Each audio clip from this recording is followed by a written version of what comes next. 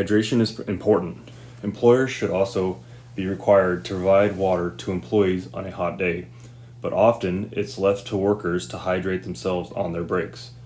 Working in the heat produces sweat, and as a result, you need to drink more water to stay hydrated. Employees who work in the heat for long periods may find themselves suffering from various signs of dehydration. But dehydration breaks are easy to overlook if a deadline is looming.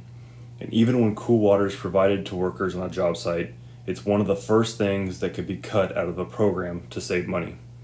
3 states, California, Minnesota, and Washington State, recognize that more strict standards need to be in place, and they have developed their own working in heat regulations. In California, the employer must not only provide water, but guarantee it is free, fresh, pure, and suitably cool. Provide more frequent breaks. Unless you're a truck driver, an inspector won't come on site and ask to see your logbook for breaks. But maybe they should.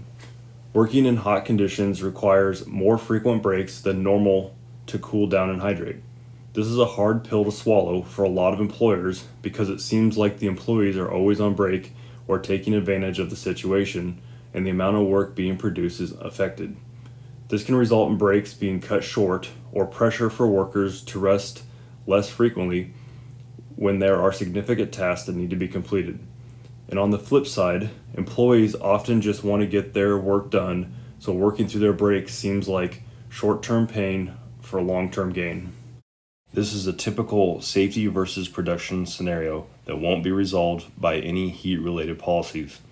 A strong culture of safety is needed in order to find the right balance for safe production.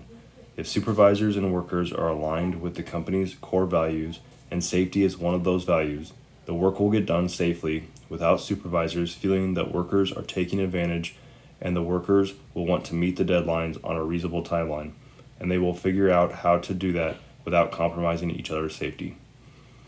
The most important thing is to remember that the job won't get done if workers become ill. Allow several smaller breaks or productive rest periods to give them the energy to keep going.